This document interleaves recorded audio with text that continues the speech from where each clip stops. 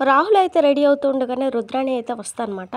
ఏంట్రా ఇంత morning ready అయ్యావు, ఇంత తొందరగా ఎక్కడికి, మళ్ళీ ఏమైనా పార్టీ పెట్టుకున్నావా అని చెప్పేసి అడగగానే, చూసావా నువ్వు కూడా నన్ను నమ్మడం లేదు, ఈ అభిప్రాయాన్ని మార్చడానికే వెళ్తున్నాను అని చెప్పేసి, జాబ్కి వెళ్తున్నానని చెప్పేసి అంటాడనమాట. నువ్వేంటో నాకు తెలుసు కాబట్టి అడిగాను అని చెప్పేసి రుద్రాణి అయితే అంటది. పని చేయడానికి వెళ్తున్నానమ్మా అని చెప్పేసి రాహుల్ అయితే చెప్పగానే, వాట్, నీకు జాబ్ ఎవరు ఇచ్చారా అని చెప్పేసి రుద్రాణి అయితే అడుగుతుందనమాట. పెద్ద పెద్ద జాబులు అంటే ఎవరు ఇవ్వరు మామ్, కానీ చిన్న చిన్న జాబులు దొరుకుతాయి కదా అని చెప్పేసి రాహుల్ అయితే అంటాడు. ఇప్పుడు నువ్వు చీప్గా అలాంటి పనులు చేయాల్సిన అవసరం ఏంట్రా అని చెప్పేసి రుద్రాణి అయితే అంటుందన్నమాట. స్వప్న ఇప్పుడిప్పుడే నన్ను నమ్ముతుంది, నా కష్టార్జితంతో తనని పోషిస్తాను అని అనిపించడానికే వెళ్తున్నానని చెప్పేసి రాహుల్ అయితే చెప్తాడనమాట.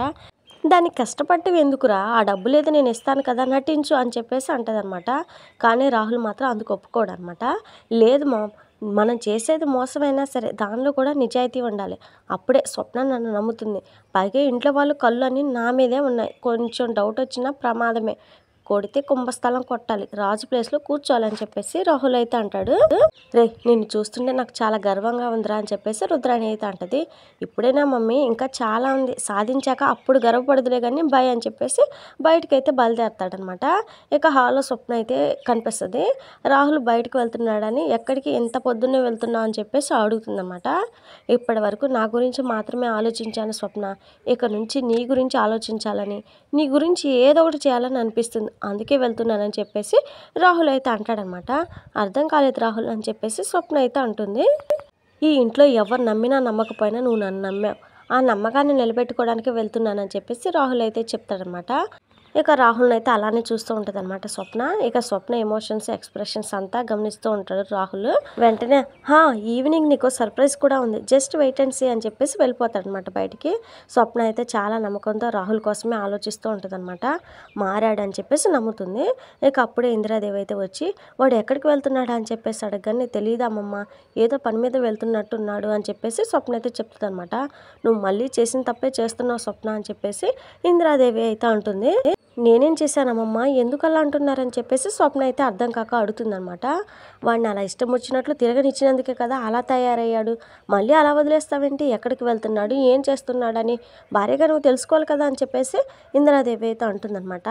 లేదమ్మమ్మ, రాహుల్లో మార్పు వచ్చిందని చెప్పేసి స్వప్న అయితే చాలా నమ్మకంగా చెప్తుందనమాట. అది నీ భ్రమ మాత్రమే స్వప్న, వాడిని పుట్టినప్పటి నుంచి చూస్తున్నాను కదా, వాడు మారడు అని చెప్పేసి ఇందిరాదేవి అయితే అంటుంది. ముందు నుంచి నేను అలానే అనుకున్నానమ్మమ్మ, కానీ నా మనసుకి ఎందుకో మారుతున్నాడు అనిపిస్తుంది, అందుకే సపోర్ట్ చేయాలనుకుంటున్నానని చెప్పేసి స్వప్న అయితే చెప్తుంది అనమాట.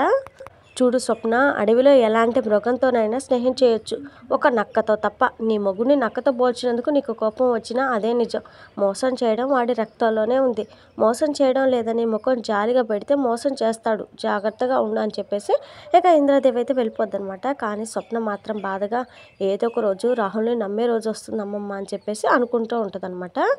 ఇక ఇది ఇలా ఉండగా కళావతి ఏమో కోరికల లిస్ట్ అయితే భర్తతో చీర కట్టించుకోవాలని చెప్పేసి రాసుకుంటుంది కదా.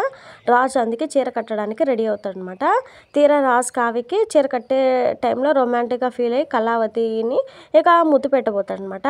ఇక కావ్య అయితే రాజుని ముద్దు పెట్టకుండా ఆపేసి, ఇదేనా చీర కట్టడం అంటే అని చెప్పేసి నవ్వుతుందనమాట. ఇక రాజు అయితే తనకు నచ్చినట్టుగా చీరను అయితే చుట్టేసి అయిపోయింది అని చెప్పేసి అంటాడనమాట. రొమాన్స్ చేసినంత ఈజీ కాదు చీర కట్టడం, మీరు వెళ్ళండి నేను కట్టుకొని వస్తానని చెప్పేసి కావ్య అయితే రాజును పంపించి రెడీ అయితే వస్తుందన్నమాట. ఇక ఇద్దరు కలిసి డిన్నర్కి అయితే బయలుదేరతారు.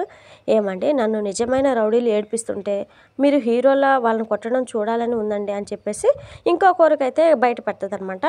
ఇక రేపటి ఎపిసోడ్లో అయితే కావ్యరాజు వాళ్ళు వెళ్ళిన హోటల్లోనే వెయిటర్గా రాహుల్ అయితే ఉంటారనమాట.